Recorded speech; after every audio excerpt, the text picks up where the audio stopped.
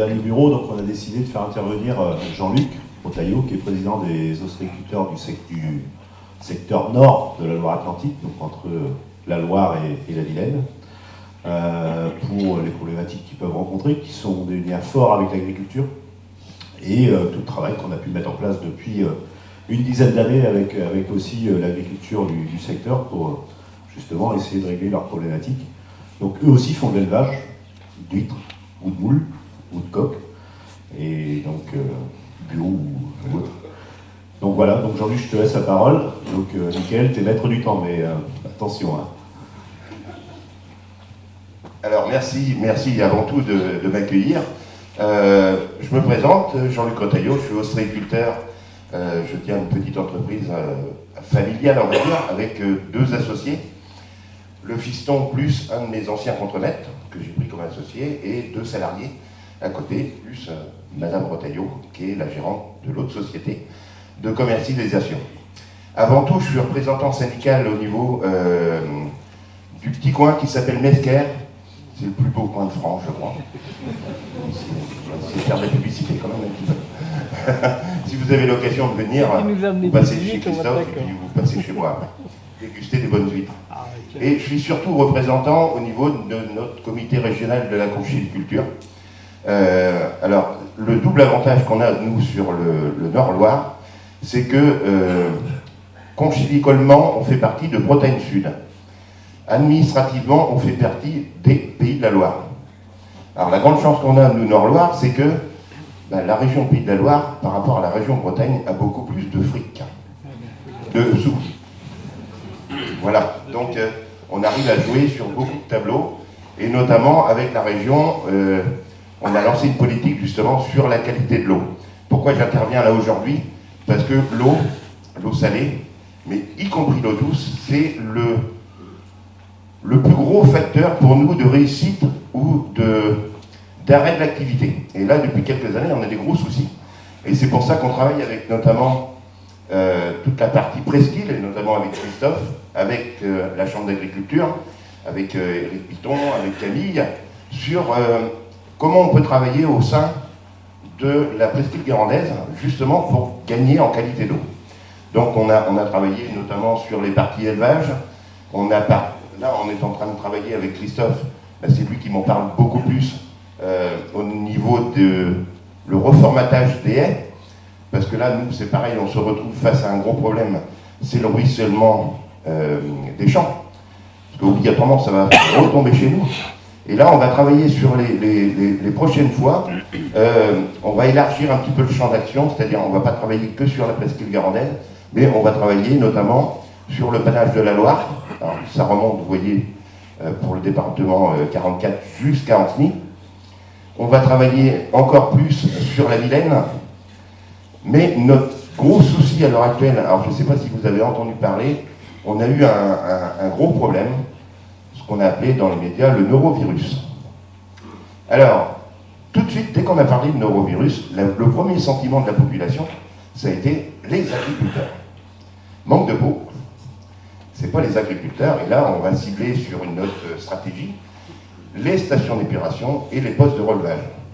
Et là, cette année, on a eu un gros phénomène, deux phénomènes qui se sont shootés, on va dire, une grosse épidémie de gastro-entérite, qui se sont retrouvés dans les circuits de stations d'épuration. Et là, je ne sais pas si vous avez vu, mais il a plu. Donc ça a légèrement débordé. Et ça s'est retrouvé justement dans le milieu naturel. Et le milieu naturel, nous on y est complètement dedans, c'est-à-dire nos huîtres vivent dans l'eau salée. Et donc, ils ont absorbé un petit peu de norovirus qui sont repartis dans la consommation, c'est-à-dire avec quelques, on va dire, ce qu'on appelle des TIAC, c'est des contaminations collectives. Et c'est la première fois que ça arrivait, notamment chez nous. Donc, la grosse inquiétude, on vient de passer alors, juste pour information, la période de fermeture pour les exploitations, vraiment, de Mesquer et du Croisic, parce qu'il y a eu les deux centres de production ostréicole, c'est 28 jours. C'est-à-dire 28 jours avec pas de possibilité de vendre de produits. Et ça correspond juste après les fêtes, alors vous imaginez un petit peu, On va redorer le blason de l'huître d'ici Pâques.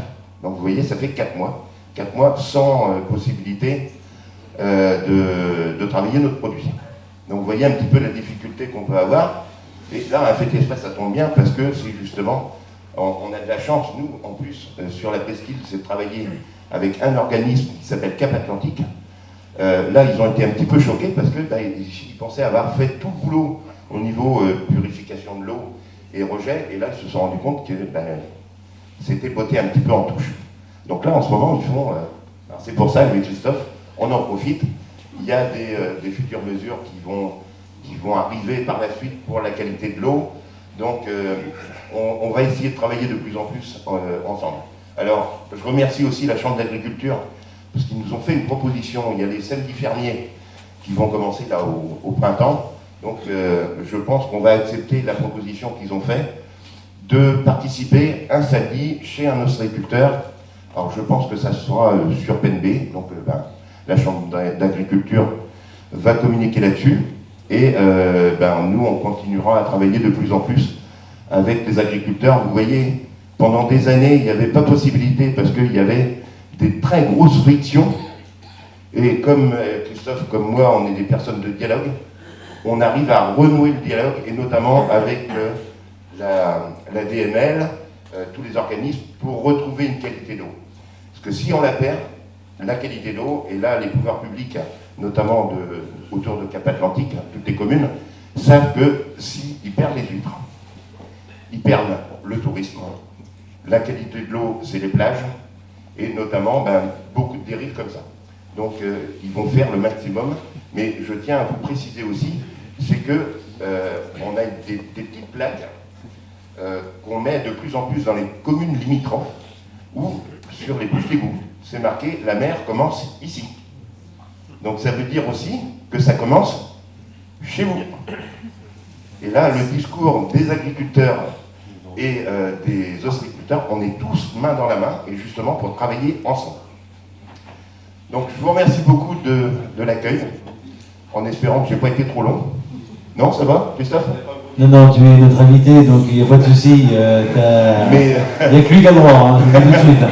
Mais le domaine est tellement vaste, c'est pour ça qu'on passe des heures et des heures à discuter tous les deux, parce qu'il y a tellement de facteurs qui rentrent en ligne de compte que c'est trop vaste. Il faudrait pratiquement une après-midi pour essayer de vous donner un petit peu tous les éléments, le ressenti qu'on a, nous, au niveau ostréiculture, par rapport à l'agriculture. Merci beaucoup, bonne soirée. Merci à vous. Merci d'avoir... Les huîtres de PNB et de Mesquière sont réouvertes depuis aujourd'hui, donc si vous voulez en manger, vous pouvez. Voilà, on va faire la promotion. Et sinon, vous allez à Kerkabélec, c'est une petite maison qui est sur la gauche, établissement Rotaillot, c'est très sympathique, ou ailleurs, mais...